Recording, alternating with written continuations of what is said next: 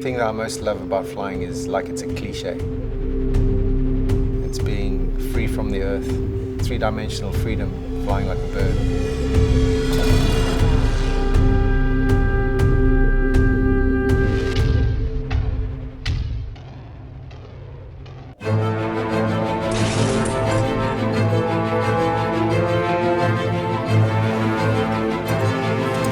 You're competing against the clock. You definitely do not want to be in the present. You need to be just a fraction of a second beyond the present. Otherwise, you get behind the machine. And when you're in a plane which is rolling at 400 degrees per second and you're going to 10 Gs, you have to concentrate on a different kind of breathing.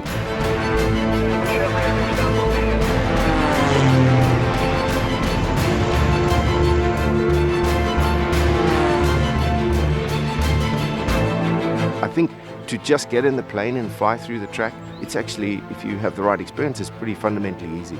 But to do it with extreme precision, we're looking for every 0.05 of a second. I mean, we're looking for tiny little increments. The whole body-mind thing, to find the physical and mental state of mind where you are really at your best performance, is very, very difficult.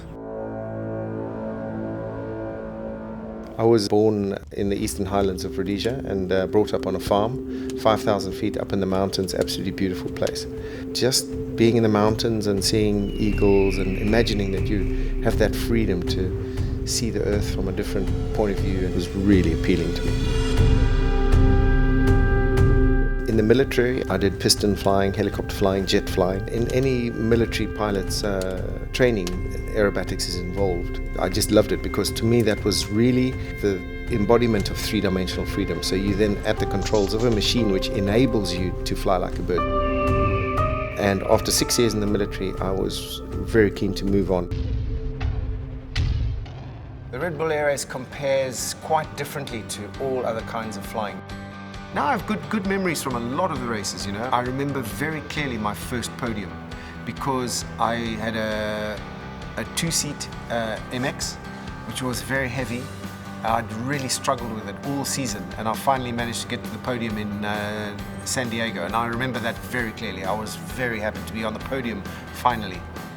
We can't do this without a team. I have an engineer who's absolutely fantastic, Nigel. I have known Nigel since he came to the UK in 1980. We're friends. He's obviously a very competitive man to have got this far to be where he is. My family and a lot of my friends say I'm a very competitive person. I like to think I'm not too competitive. I have 3 very active, healthy sons. We're working on a project in a workshop, restoring a vintage car, which is quite challenging and a lot of fun. It's a nice place to be back on Earth, you know. I do what I do, and I feel very comfortable doing what I'm doing. But now my middle son wants to be a base jumper, and his perception of what is acceptable risk or not is very different to mine. But can I talk to him about that? He just says, "Dad, look at what you're doing." I don't fear crashing in the air race. We are pretty much the master of our own destiny. For me, the biggest fear is allowing yourself to be complacent.